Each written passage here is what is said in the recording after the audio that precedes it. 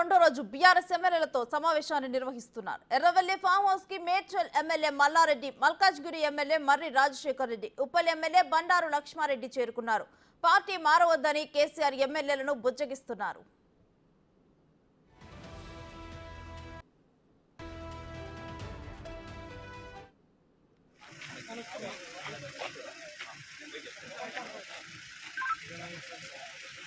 మీరు ఎప్పుడైనా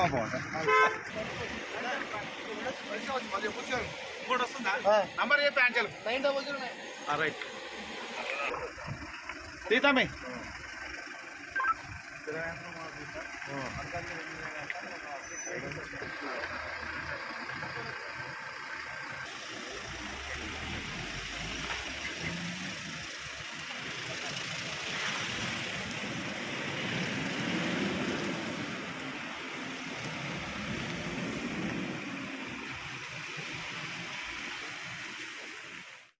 KCR farm house లో రెండో రోజు బీఆర్ఎస్ ఎమ్మెల్యేలతో కేసీఆర్ సమావేశాన్ని నిర్వహిస్తున్నారు. ఎర్రవెల్లి ఫామ్ హౌస్ కి మేడ్చల్ ఎమ్మెల్యే మల్లారెడ్డి, మల్కాజ్గిరి ఎమ్మెల్యే మర్రి రాజశేఖర్ రెడ్డి, ఉప్పల్ ఎమ్మెల్యే బండారు లక్ష్మారెడ్డి చేరుకున్నారు.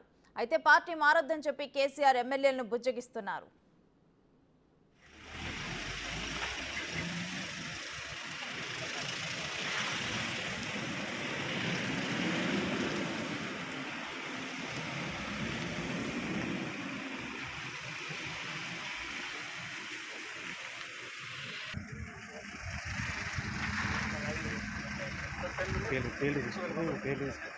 ఇదే అంశానికి సంబంధించి డీటెయిల్స్ మా ప్రతినిధి దుర్గారెడ్డి అందిస్తారు.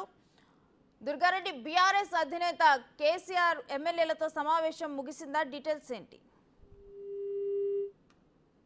వస్తారనుకున్న ఎమ్మెల్యేలు మధ్యాహ్నం 2 తర్వాత రావడంతో 2:30కు మాత్రము రాష్ట్ర మాజీ ముఖ్యమంత్రి బీఆర్ఎస్ అధినేత ఎమ్మెల్యేలతో మాత్రం సమావేశం నడుస్తుంది. ఈ సమావేశానికి మాత్రము 8 నుండి 10 మంది అంటే కేసీఆర్, హరీష్ రావుతో పాటు 10 మంది ఎమ్మెల్యేలు కూడా హాజరయ్యారు. దీంతో పాటు మాజీ ఎమ్మెల్యే రసమై బాలకిషన్ తో పాటు హైదరాబాద్ సంబంధించిన జిహెచ్ఎంసీ కొంతమంది కార్పొరేటర్లు కూడా ఇక మీటింగ్ రావడం జరిగింది. దీంతో పాటు వ్యక్తిగత పనుల కోసం వచ్చారు, లేకుంటే వాళ్ళని కూడా కేసీఆర్ పిలిపించాడనే విషయం అయితే మనకి పూర్తిగా క్లారిటీ అయితే రాలేదు. కానీ ఎమ్మెల్యేలకు మాత్రం రాగానే మాత్రం ఇక్కడ మల్లారెడ్డి, అదేవిధంగా రాజశేఖర రెడ్డితో పాటు మిగతా ఎమ్మెల్యేలకు 7గురికి కూడా విడివిడిగా మాత్రం ఒక 10-15 నిమిషాలు చర్చలు జరిపి ఆ తర్వాత 2:30 గంటలకు అందరితో కూడా కలిసి భోజనం చేసిన తర్వాత మరో మీటింగ్ మాత్రం కొనసాగుతుందని చెప్పవచ్చు.